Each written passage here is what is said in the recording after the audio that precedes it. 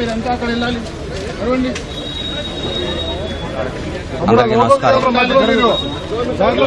మీరంతా అక్కడ పెట్టబాకండి. అసలు చాలా బాధాకరం,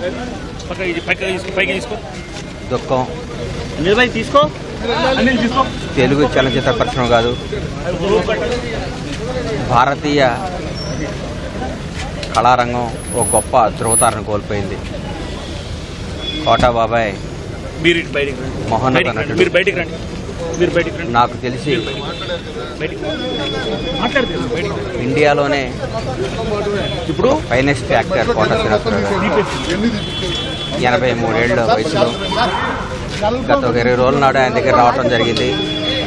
చాలాసేపు కూర్చుంటే ఆయనే కబుర్ చేసి పిలిపించారు. ఒకసారి వచ్చిపోరా అన్నాడు.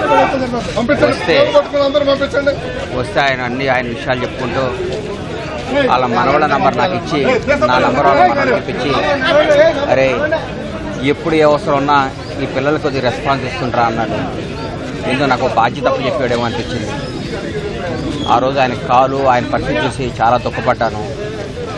ఎందుకంటే ఆయన నటుడుగా ఆయన చేసిన పాత్రలు, ఆయన చేసిన విధానం, ఆయన జరిగిన జీవన శైలి, ఆయన బతికిన జీవన శైలి ఓ అద్భుతం. ఆయన కోల్పోవటం చాలా నష్టం జరిగింది కళామ తల్లికి. ఒక గొప్ప నటుని కోల్పోయాం. చరిత్రలో ఒక తెలుగు చలనచిత్ర పరిశ్రమ చరిత్ర రాస్తే కోటా గారికి ఒక పేజీ ఎప్పుడూ ఉంటుంది. ఓ మహానటుని కోల్పోయాం.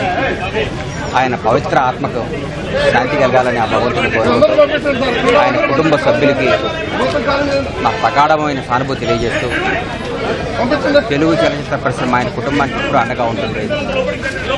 వాళ్ళ కుటుంబానికి మేమందరం ఒక బిడ్డలాగా, ఒక ఆత్మీయలాగా నిలబడతాం. ఎక్కడున్న ఆయన ఆశీస్సులు మాకు ఉండాలని, ఆయన ఎక్కడున్నా చల్లగా ఉండాలని మొదలు కోరుకుంటాం. సెలవు తీసుకుంటాం.